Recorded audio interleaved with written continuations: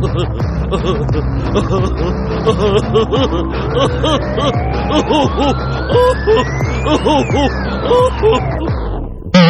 everybody, welcome to Carnival of Randomness. Hope you haven't forgotten about us. It's been a October that, okay, let's be honest, trying to drag out of the pumpkin field, waiting for the great pumpkin's been difficult. But not as cold. So we do have, not yet, but stay tuned for the future of the carnival, a very big announcement coming for starting in November. But we're going out our 1 October show because we have off next week. Our maestro has many errands to attend to. But I'm very thrilled this week to welcome all the way from RIT, which is around Holland. We have Johannes. And of course, once again, my series of messing up names continues.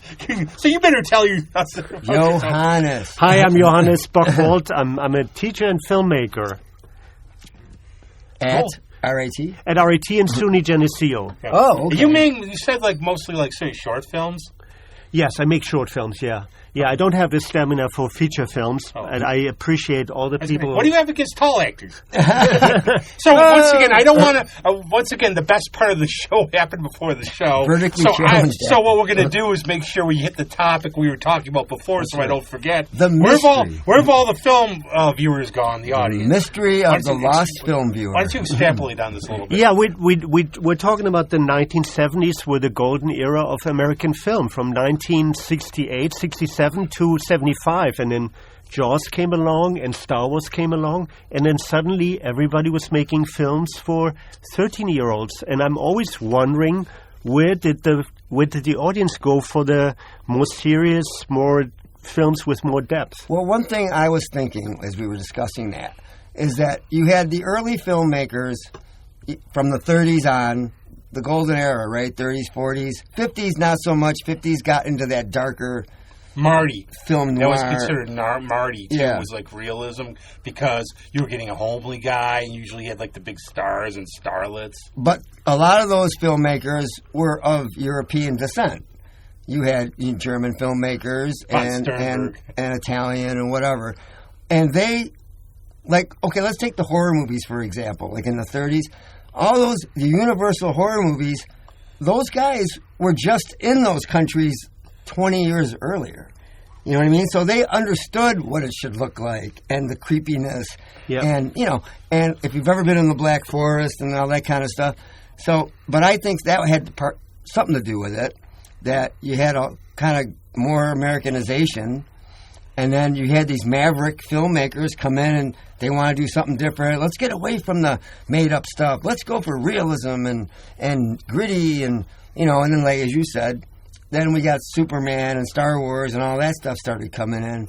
And then, hey, we can make money. And it's all about money, let's face it. I think that's the problem. It's really about profit. It's like the profit pushed out all the other more intriguing films. Right. The art part kind of got left in the dust. But there were so many wonderful films. It's amazing. I mean, really, you can watch any film, French Connection. I mean, right. There are so many films that are just great, and they're uniquely American, really. That's what I like. That is also one of the reasons why I wanted to live here, because I think American film has this wonderful vernacular, right? I mean, it started in the 1940s, film noir. Right. It's so uniquely American. You couldn't do that in Europe. I mean, I love European film, but it's always different. And European films are a little confusing sometimes. And I'm thinking French Connection, consider this about French Connection, too, where you had basically in Aunt Popeye Doyle, you had the perfect person, Gene Hackman, who passed this year, because he wasn't really the likable cop. And I've always had this thing about, police violence is okay on screen. Oh, they're our friends. Yeah. But he was not a good guy. No. But he got the job done, and it was really hard-edged. This wasn't commercial. I think that was the beginning of the jaded policeman thing. It's the job sucks, you don't like it, but you got to do it, and then your view of society gets all warped because you're dealing with scum every day, and all kinds of aberrations of personality. Sounds like the life of a drummer. Yeah, well, yeah, kind of like a band. No, did you ever see this commercial? I don't remember what it was for, but it was like a satire of The Seventh Seal, or like a Bergman film. Oh, that was a and great there's movie. but there's these American guys that are like, oh. Then they just show all these explosions. Yay! And I get bored with that kind of stuff, like the explosions and the... that's one of my criticisms now is with Deus Ex Machina about the green screen. Oh, yeah. I want to see, with Ray Harryhausen, I want to look at an effect and go, how did he do that? How did he do that and make them? Not, somebody was flying around a green screen. I watch a lot of those things, commentaries. I was reminded of 2001, right? What I admire about 2001, it holds up so well. It's like a film from 1968. Right. And he did everything practical, right? He had to invent almost any effect that was in the film was invented by Kubrick. He did the moon landing, so he was really good at it. Yeah, exactly. Like I am kidding. Yes, Kubrick is the one who did the moon landing. But I mean, you can see how practical effects are. They have a different quality, right? Yeah. It's just like now, it's like these films. I think most of the special effects films that are around, no one will remember them. I might be wrong, but you're right. I don't think they're not even. It's become, we'll fix it in post. Yes, we'll add it in post production. And I watch a lot of commentaries. I buy all these stupid movie things with the extra stuff. I love commentaries too. Yes, yeah. And most of these guys will say, I do as much practical as I can, and unless it's dangerous for the actors or something like that. But, these guys are catching on because after a while, a green screen CGI fire, it looks the same in every movie, to me. The one director who stands out is Christopher Nolan. Christopher Nolan insists on doing whatever he can practical. Right. So if you see, there's The Dark Knight where the trailer falls over, right? Yeah. He did that practical. This is not CGI. Yeah. He invented this hydraulic thing to have the tractor trailer fall over. Like exploded under it or something. Yes, and then tipped yes, it there over. was a piston, right? And Dunkirk, he did so he could have easily painted in all these ships. And he had real ships. So whatever you see, those are real ships. Right, that was a great movie. Yeah, and someone had to orchestrate the ships alone, right? I mean, so the guy spends millions and millions more on practical effects because he feels like it changes the quality of the film, and it does. It does. Somebody said the depth is phony when it's CGI. Somebody said this recently. They said nobody's going to remember. Pick any film now, the special effects. Go back to Alien. They're going to remember. Yeah. Or my dad. I could always mention 2001. There's a lot of things resonates with me. My parents were great about censorship. They let me watch anything. Now, okay, maybe you're not watching Clockwork Orange when I'm 10 isn't the best thing to do. Well, but, that makes total sense. But still, they let me. They always said, "Look, you can handle it." And, you're going to learn more because the more you see, you'll learn. But I still laugh. My mom took me to see 2001, and I'm doing this because I was terrified of the gorillas. Really? Yeah. And then my dad's reaction was priceless because he's watching it and he sees the Star Child. He looks at me and goes, what the hell just happened? My dad would always say, oh, that's the Hollywood version. In other words, whatever was going on. And as a kid, you're sitting there and you're understanding that it's pretend, without getting all scared or weird. Well, that's why the reaction was because I had a cousin and the family was very, very religious and they were very sensitive. He couldn't handle anything. He would run out of a haunted house because he couldn't get that it wasn't real. Yeah, wow. But there's a couple questions that just react to that it's from things I've been reading. Now, Carl Malden would actually praise the studio system, and he would say because they really cared about movies, but yet you're doing a trade-off where you're basically stuck. It's almost sort of I'm not going to say a form of slavery. They're making money and stuff, and that would be absurd. But you're stuck in contracts. You go play the Gill Man, Greg. Right. Stuff. And the other thing was, there's a book I read, and there was a film critic, and again, I'm bad with names. But he said movies really, to him, fell because of the 70s, because people want, like in the 30s, they want escapism from their lives. And this became too real, or like you said, actually probably with Marty, where I think I can't see why we can't have both, and I prefer more realism. Well, the thing is, the studio system, I think it had its advantages. I do, but too. I go with Scorsese, because what he did, he calls these film directors who worked in his system, but who made personal films, smugglers. So there were smugglers who kind of smuggled their aesthetic and their art into the conveyor belt, factory, production line, assembly line, filmmaking. That was what I was thinking of that. The director-driven movie kind of started changing things. And that's where you started getting these bigger movies, and they go, well, let's try this, and some things don't work, but... And I mean, Hitchcock is a good example. Hitchcock really needed the studio system. A lot of people needed that structure, right? I mean, and there are so many examples. For example, also, like, probably not many people know Ealing Studios, right? Do, they did British. the Lady Killers. Yep. And a lot of these people, they thrived in these confines of, like, there is a system, there's someone who supervises you, and they thrive with a limitation. People want a direction. Actors need direction. Yes. So it's really, but the studio system, they produce so many films, and a lot of films are really forgettable, I think. I mean, really, they formulaic. If you go back, go back during lockdown, I binge watched a lot of stuff. So you do like Abbott and Costello, like old slapstick.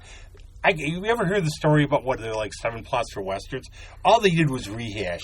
Like, okay, they're plumbers at the Rich Mansion. The Three Stooges are plumbers. The Marx Brothers. All they did was take the same plots and reuse them. Well, how many Westerns are about cattle rustling? I mean, all of them. Yeah, but the thing is, once again, right? There are these people who could kind of elevate the genre, right? I mean, John Ford. I don't agree with his politics, but some of the John Ford westerns are they will be around forever because he took the form. And then he did something very personal. What you were saying, the director as auteur, right? I mean, everybody talks about the auteurs, the people who had a vision and who could then use the system to express their vision. But they needed the system, like, to get the film out. This is like just alone to get the film, I mean, shown on screen. This is one of my views, too. Bonding. I am, like, the biggest classical liberal pro-freedom person. I think sometimes now we're being, like, crushed by so many choices. Now, if you're confined, like, okay, you're going to make a movie or do this, you have to be in this. Like, when we grew up, we have, 3 channels, PBS, maybe play with the bunk. Like in a Japanese horror movie from Toronto, you hit the jackpot. Stuff like that. And sometimes now you go, well, I can watch anything, do anything. I can try, raspberry ketchup. I don't know what to do with your brain. I remember when WOR and all, you get those channels from Chicago, is it, right? They'd show the old George Reeves Superman, or they'd have... because you didn't know what was going on behind the scenes, like the Three Stooges thing. We're watching those things as kids at 7:30 in the morning. We don't realize, they were just cheap. They bought a lot. They bought a bundle of them in syndication, and they just throw them in there when they figure nobody's watching. And, and you don't know the actual business thing behind it. You're just sitting there watching it, and then all of a sudden, this stuff forms your life experience. And what I want to do, too, is when I see a movie with the director, if we played the name, okay, name the director, I want to see styles. I don't want to just see somebody who puts something out that's, like, bland and you don't know who directed it. Yeah, exactly. Like, once again, it comes back to the director as auteur, right? I mean, the people who really had something to say, but who also understood how to make a film, right? I mean, it has to come together, right? I mean, and there's the other part too is, and that's like the part like I've talked about, like I don't do on the podcast, the tech stuff. You have to learn like how to do like put the tape. Okay, film here. Why is somebody doing this? See, that's the one thing. I think that it was the advantage of the studio system, that you could, like someone like Hitchcock made around 50 films, right? I mean, they could hone their craft. I mean, not every Hitchcock film is great, right? He made really a lot of duds in between. But he could rope, right? If he couldn't get it right in one film, there was always the next film lined up, right? And today, really good filmmakers. I mean, there's only very few who can constantly make films. I mean, for example, I was talking with a filmmaker an independent filmmaker who I really liked, and he gave up on filmmaking. Literally, because it's too hard to raise money. Right. He was so frustrated, to spend 5, 6 years, 7 years to raise money for one stupid film. Sure. Right? And he literally said, I'm not going to do this anymore. He made a wonderful documentary about the Doors. He did the cinematography for Stranger Than Paradise, the indie film that really broke everything open. Tom DeSillo, shout out to Tom DeSillo. I think he's a wonderful filmmaker. He had a career, but then he said it's just too hard to raise the money. And I hope I'm not misrepresenting him. I just from my own experience, we were talking about a little my friend Beth Bailey is Zinco Films, and I got involved producing a little bit and doing my Hitchcock cameos. Gotta do them. It's who's the fat guy with the dessert over there? Oh, it's Rob. Did you happen to see 1917? Yes. What did you think of that whole approach? The thing is, 1917, for me, I need to be emotionally involved in a film, and I was not emotionally involved in a film. So, for example, Dunkirk, I am emotionally involved. I feel for the characters. And with 1917, I felt great job Roger Deakins did with, right? I was really, I couldn't get away from, this is a fascinating machine that I'm watching, but I'm not feeling anything. I mean, the one take thing, yes. that was a strange concept. I mean, you didn't really notice it when you're watching it. I mean, I kept looking for it, and I was like, wow, it seemed like it held together. But I mean, it was it just seemed like, I kind of know what you mean. I mean, the whole story was just about him trying to get the message through and all that kind of stuff. I think that the difference between purpose and novelty. If you're doing it, look how clever I am, right? Or if it really fits. And one of my friend Ava's, they do some Broadway tunes, and I got the one question I asked, that comes out: why are most of these tragic? You go through musicals, and the idea is we talked about, involving yourself with the character, feeling for them, you get all this range of emotions. So then the payoff. Well, I just look at it and go, for me, and I ate it. I wonder which one ate the other one first. I have a sick mind. Well, the thing to call it is, does the film have a pulse, right? Does the film have a pulse? Does the film have a heart?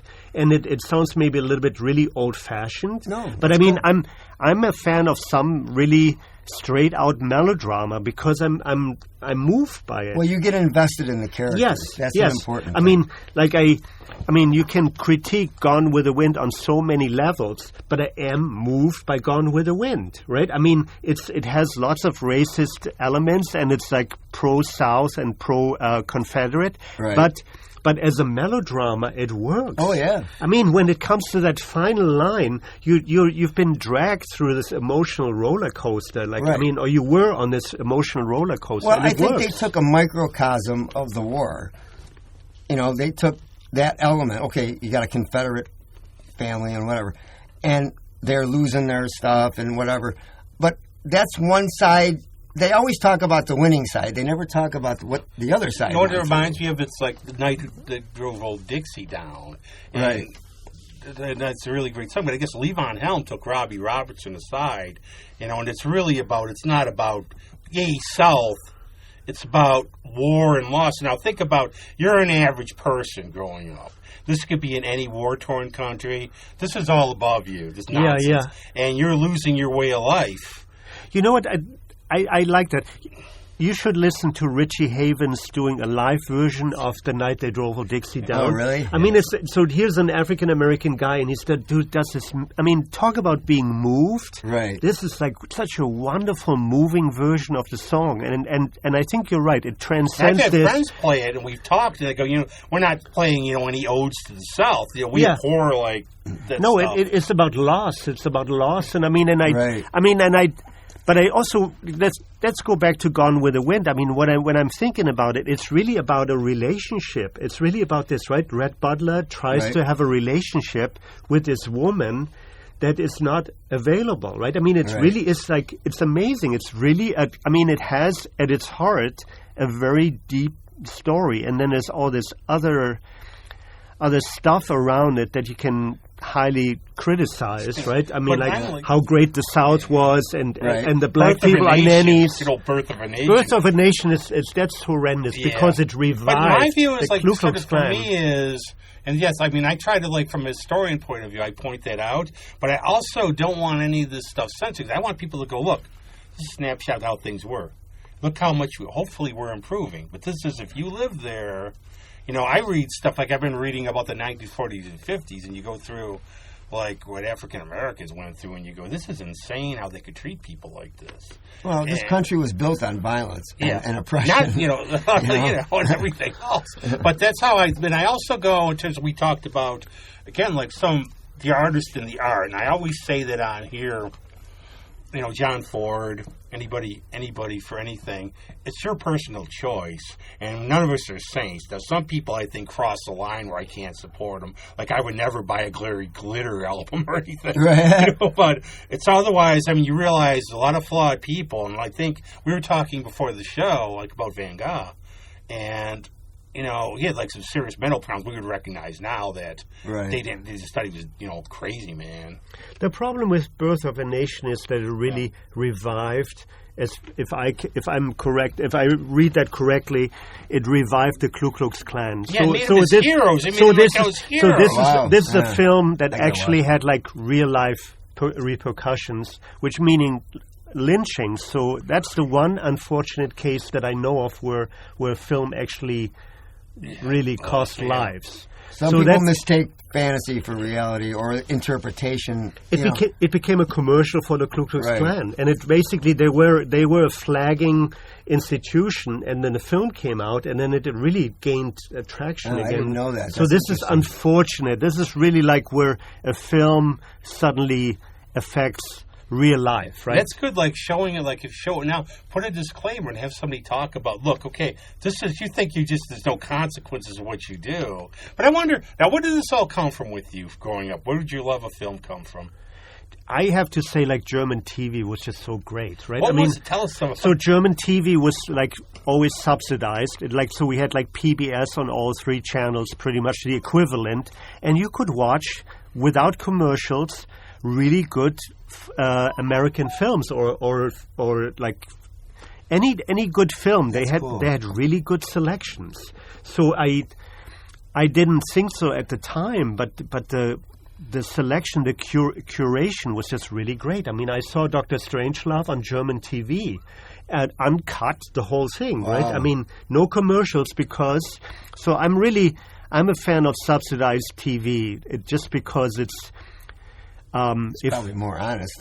if there are good people behind it, it really influences a nation, right? I mean, like we had great TV, and I mean, I went to the movies a lot, but then the good films were like in between, right? I mean, we saw a lot of schlock because I grew up in a small town, but TV was very, very well programmed. Interesting. That's my really as a kid that was my main influence. Yeah. Huh.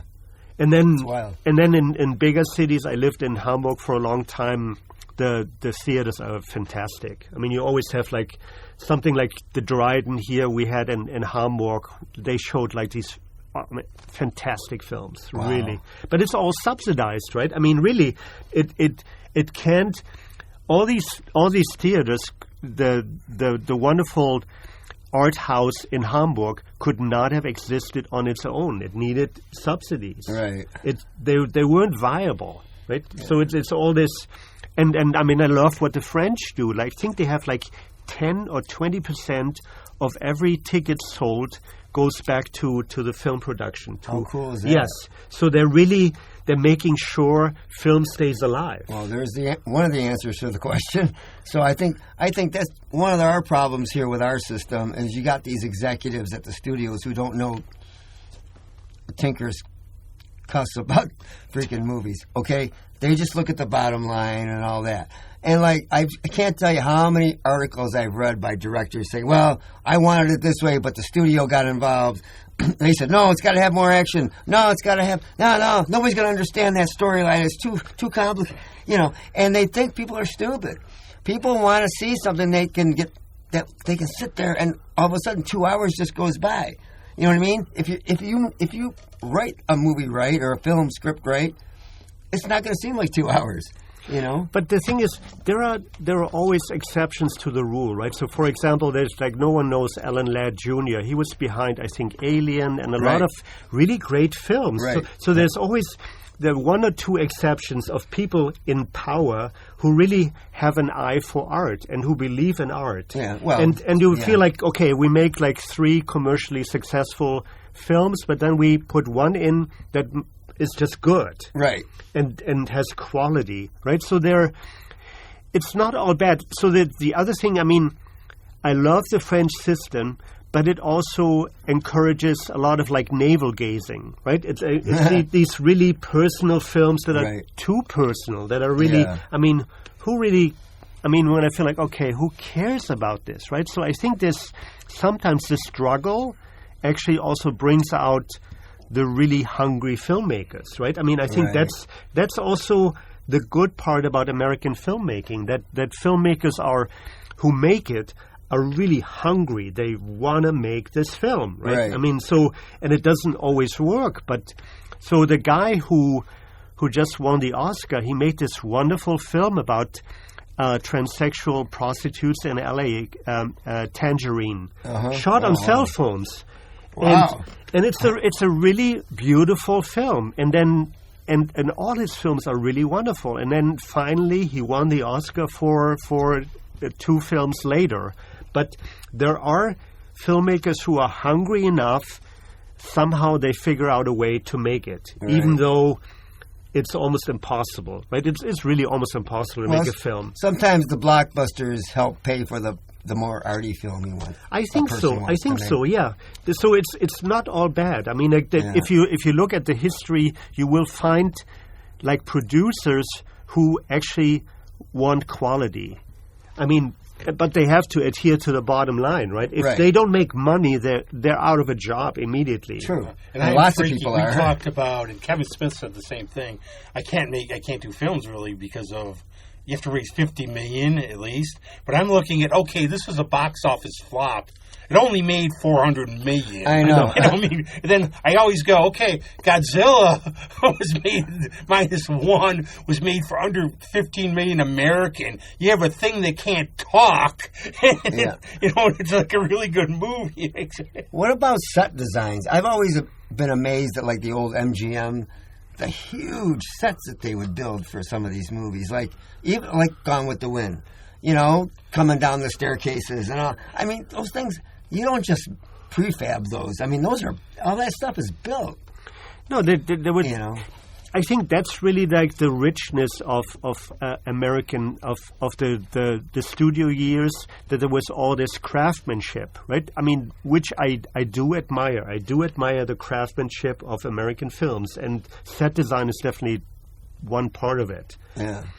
And a lot of people make movies, man. It takes forever. I've heard now. I mean, also like we should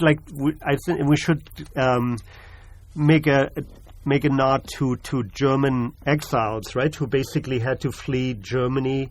And really, like, the Nazis helped Hollywood in the 1940s to flourish, right? Because they incorporated all this European talent, and it really made American film better, I think. Right. Well, that's kind of what I was alluding to in the beginning, is that we lost a lot of that generation, and then you got the different people taking over, and then I want to make a movie about, like Midnight Cowboy or all those movies. They took a chance.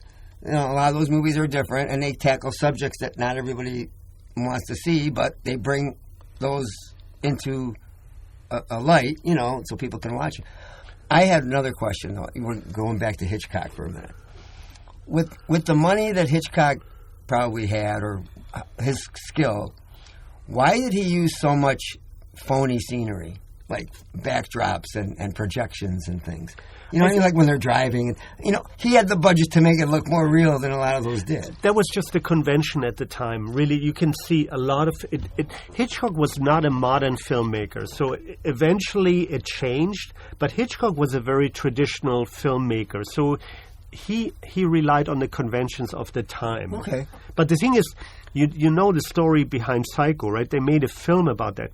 Psycho, no one realized how much on a limb Hitchcock went out to make Psycho. Oh, wow. Because Psycho, every studio turned Psycho down, and he used his own money. So Hitchcock, if Psycho wouldn't have become the mega hit that it was, right, Hitchcock would have lost his house. Not that he would have gone begging, but he had a really nice house, and he would have lost that house in Hollywood and would have had to start anew. So he used his own money. He so much believed in Psycho, and Psycho really is a turning point. In film history, but also for Hitchcock, where he really stretched. Right. Yeah. So Hitchcock played it safe. A lot of times he made a lot of money, and it was sometimes in a way also very conventional, but then occasionally he's not conventional, right? He makes Rear Window, which people might know. It's set in one room. Right. He really made an experimental film. It's an experimental film. Like this guy sits in a room with a telescope and can't move, and somehow he makes one of the most exciting crime films there is. Right. That was a great movie. And then he goes even further, and he becomes obsessed with. He really reinvented himself with Psycho. Right. And then of course afterwards he's kind of like, I think he's kind of done. But Psycho is like a major contribution to. It's really almost the start of independent filmmaking. Right. That Hitchcock became an independent filmmaker because everybody said, no one wants to see this. No one wants to see this. And the studios were wrong because, right, it made him really, really rich. You wouldn't have Scream and you wouldn't have Jigsaw. And they wouldn't don't have any get of that stuff. that it wasn't the first slasher film. That was probably Peeping Tom, but Peeping Tom wasn't known. Yeah. Peeping Tom went too far. Right? Yeah. Basically, this is like Emmerich Pressburger. Those are like the two together. Powell and Pressburger. They were wonderful filmmakers. But I have that movie. I should watch it. I record all these movies and I never watch it. Yeah, Peeping Tom, I think, went too far. It's one thing. Sometimes you can't win them all. I feel he really went for his vision. And it's a very scary and dark vision. Like sometimes, like some of these films take on like legendary status, and like me and my friend, we had to go see Salo when it played at the East Mid. Oh yeah. It's like, okay, Pasolini. Run over. I think somebody ran him over for it. But the thing is, the film. I'm not a Pasolini fan, but I have to say, and I'm also not. I hope I can say this. I'm not very religious. I'm not into organized religion. You're fine with but Pasolini made a film about the Jesus Christ story, and it was a beautiful film. It was made with non-actors, and so I really don't understand Pasolini very much, but his Jesus Christ film was just really beautiful. Huh. I like his Arabian Nights. That one I do like. Okay. But he does go, he's sort of over the top, like splashy, though. Yeah. But the thing is, I remember, this is, for me, that was one film I saw at 10, and it made an impression on me. Huh. I grew up in northern Germany, which means, like, people don't care about church, but I saw that on TV and I felt like, wow, this is special. Like the whole story, it made it really tangible for me. So anyway, there are so many riches in cinema. I think actually we were talking about like non-special effects, like green screen. I think about like Barry Lyndon when Kubrick used all natural light. But how did you talk a little about your films as a bug on the wall, too, if anyone wants to see it. It likes our show. But like your own, how did you like your filmmaking? How have you done it? What's your experience with it? Well, I've made a film from time to time. I think that's more accurate to say it. But I started out. I mean, always did photography, and then I thought for a long time I want to become a film critic. But then I got tired of watching 3 films a day and talking about other people's work. And then I met friends at university, and we made this silly short film, and I just got really hooked on making films. So I mean, I've made only a few films, but I made a film based on some autobiographical stuff that I'm surprisingly actually is really good watching it again. And I made a documentary about the first Fringe Festival, which I am also really proud of. Like, I think you played actually. Dennis Willpower played. Yeah, we played the first one. I think was it the first one? It was by Java's. Yeah, because I remember Michaela played, and that was like. Remember that? Have you ever been to the ones like in Scotland and stuff? I heard they're like huge. Yes, yeah. The Edinburgh one, I haven't been to that one, but that one made Edinburgh, right? I think it reinvented Edinburgh. Wow. Edinburgh is now the city of the Fringe, right? And put Edinburgh back on the map. I mean, that's what I heard. I mean, but now I think it's a destination. Yeah. I always say, like, for indie films, local, non-local, like stuff you do, theater, give them a try, because you can always go see the big blockbusters. Right. You know, go check one out. What it'll do, it'll take an hour and a half of your time or so. Maybe you didn't like it. Maybe you will. Well, the problem is really like the distribution, how to get seen, right? I mean, and you were talking about that there are so many sources now. It's the same problem that musicians have. Right. There's getting it out there. Who's going to come, right? I mean, I saw this wonderful player yesterday, Stefan Rambel, and it was 2/3 full. I mean, we shouldn't have been able to get a ticket at 7. One of the problems he was so good. He was so good around Halloween time too. Is everybody's trying to get the dollar, unfortunately, and you don't want to discourage people, but sometimes there's so many options. We'll go back to that.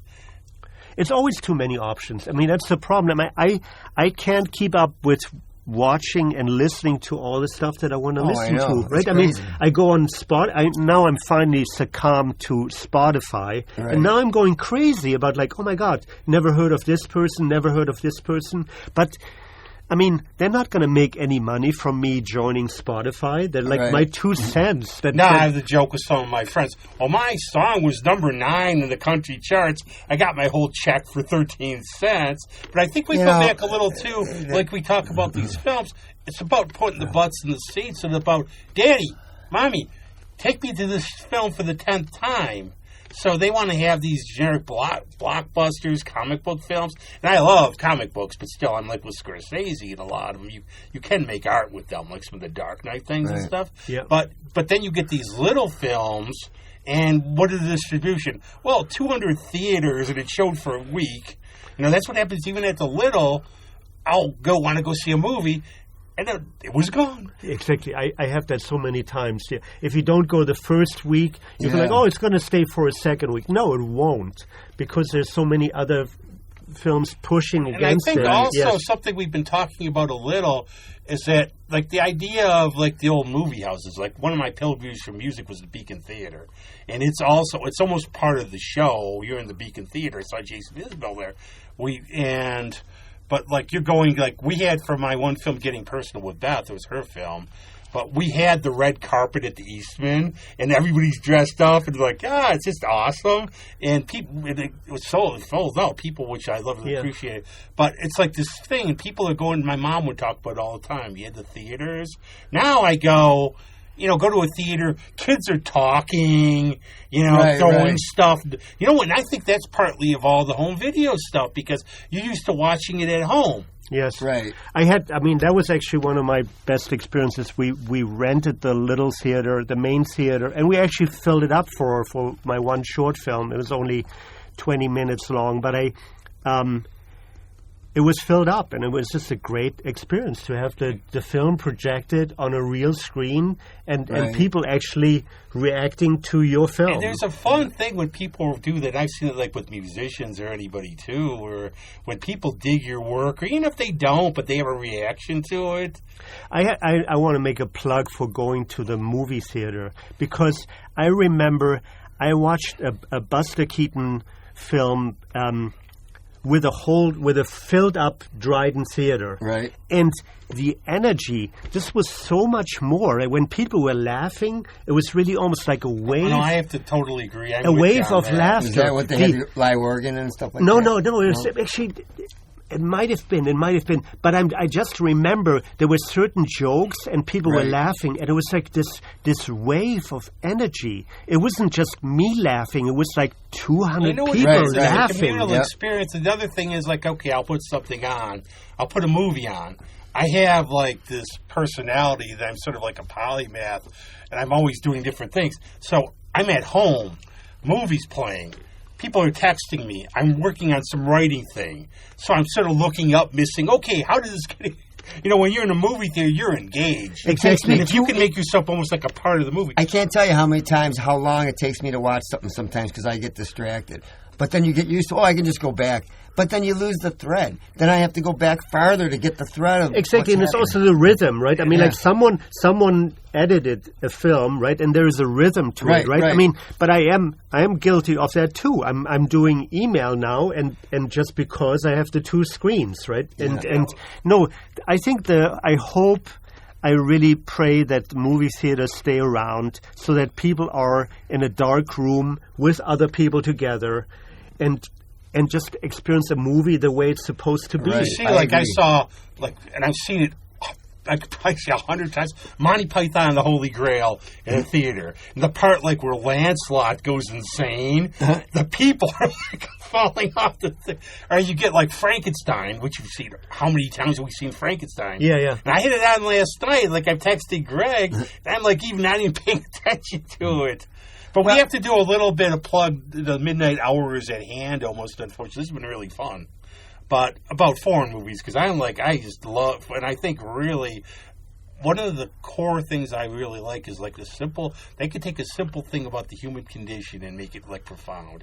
And Bicycle Thieves. Well, Bicycle Thieves is an all-time classic. You get someone... You don't realize, stealing a bicycle, it's somebody's whole livelihood. Yes. Right. Or, I've been really on a band of Outsiders kicks. I've been watching that, but it's a simple... Two guys are sort of mimicking anti-heroes, Western heroes. They meet this sort of, quirky girl, and they're going to do a robbery. Mm. It doesn't go off as... So, real quick, you talked about editing. I think editing is a vastly underrated... Editing can ruin a movie or make a movie great.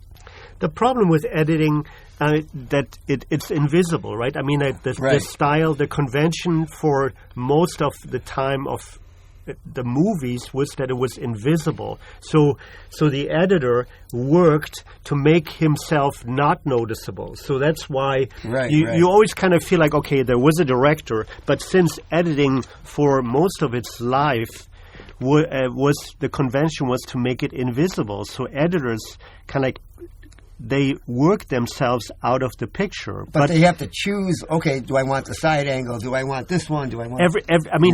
Every editor will normally say, editing makes cinema. And there's you can say for cinematography, sound makes cinema, but you can really make a strong point that editing, really without editing, there wouldn't be cinema. Right. I think that it ruins the rhythm if you don't have... Well, it's these shows where Greg will go, hey, I thought it was on that one. And he's not on there. Well, he doesn't remember he's a drummer. He wasn't on that show. That's right. Now, you're teaching, what are you teaching? And also, one thing I wanted to ask, and obviously we're not naming names, how do you get... Do you have some hope with your students? They might go on. Do they get it? Some of them do. Some of them are wonderfully talented. I mean, I'm teaching to English literature majors, so they're not necessarily filmmakers. But I mean, just last semester, I had one wonderful student from India, and I already know he's gonna be. You're going to hear from him. He was so driven, and he had this wonderful visual style.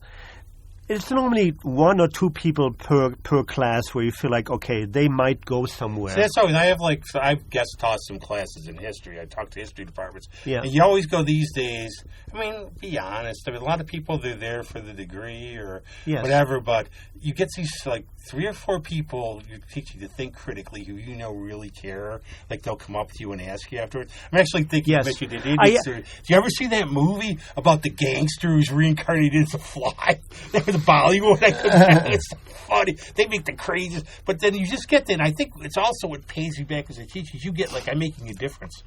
And I dig this. It's so rare, but I have this one email, I got it like 2-3 years ago, of this one former student, and he said thank you for, I didn't think I would like filmmaking so much, but he's now a video editor, and he said, like, awesome. it's the best thing that I've ever done in my life. Wow. And I'm so grateful that I was in your class and that you also challenged me a little bit to not be so superficial, whatever. Yeah, no, occasionally you get these emails back from someone, you really showed me something that I didn't know about. Also, you have to know how, That's awesome. You deal with different personalities if you're a good teacher. You know, some people, some people I have a little, I think maybe they get really defensive. Yes. I've always been the person, I love criticism about stuff because I'm not perfect and I'm a good self-critic. And I think that, like, when somebody's being helpful, you might not take it even, but you're getting a different... It's like writing a song with other people or working in a band. My problem is that I have to really forget my cultural background a little bit. And I've gotten so much better. I mean, I've been here for 30 years. But my cultural background is, like, no BS, right? I mean, we had, like... Right. I had teachers who were, like, really brutal to me, right? Oh, Actually, they went over. I had a teacher in language lab. He said, like, you'll never get English right. You'll never learn English. So 30 years in, I'm still not learning English. I suck at language. I took German. No, but I mean, I'm being facetious. Yeah. I mean, I'm obviously... I think he was like somewhat wrong, right? But the thing is, I have to move away from being very, very honest and really what you're saying, just meet the student where they are. My problem was, I could have been, because I still remember when my cousin took violin lessons, so we had him over playing, and his parents were, they're great. And I'm going, wow, he sucks. I feel...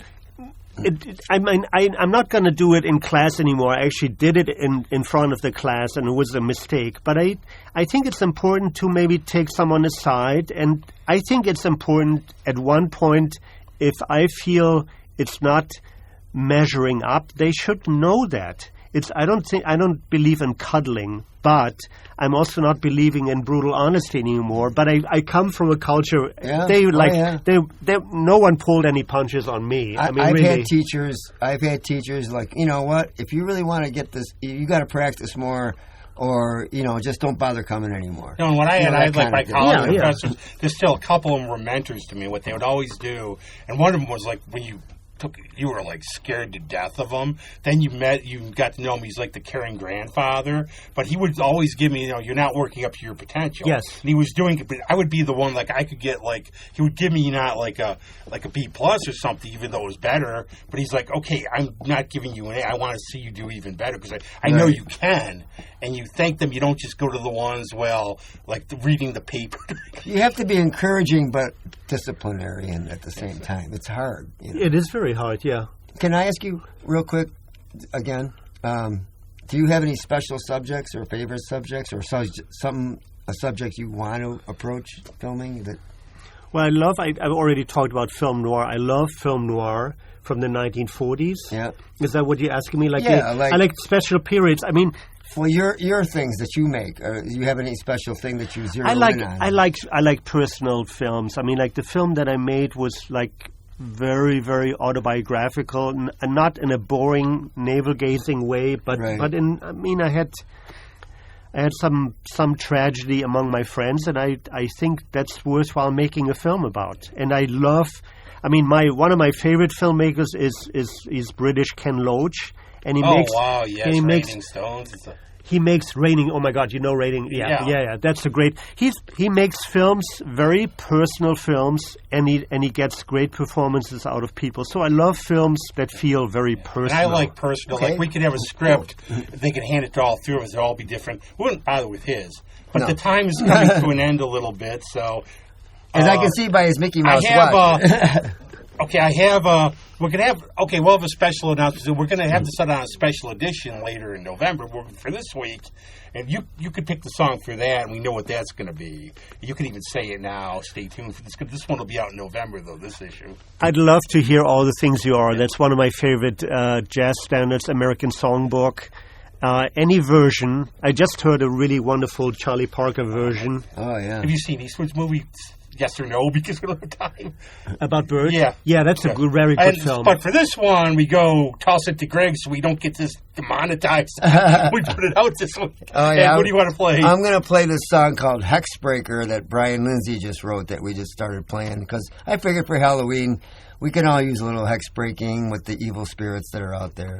These days, it's all peace and calm. But thanks very much for being on. This is really fun. Yeah, it was fun. Thank you so much. We'll have you back.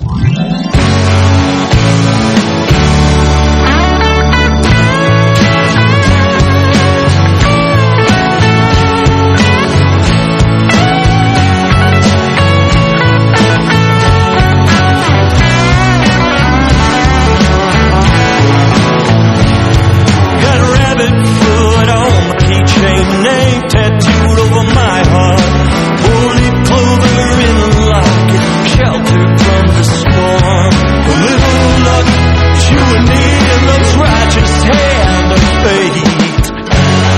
Baby, I need a hex breaker, magic to break this spell. Hex breaker, cover me, angel, deliver me from this season of heartbreak, Hexbreaker. Days of promise and sunshine disappear like rain. Love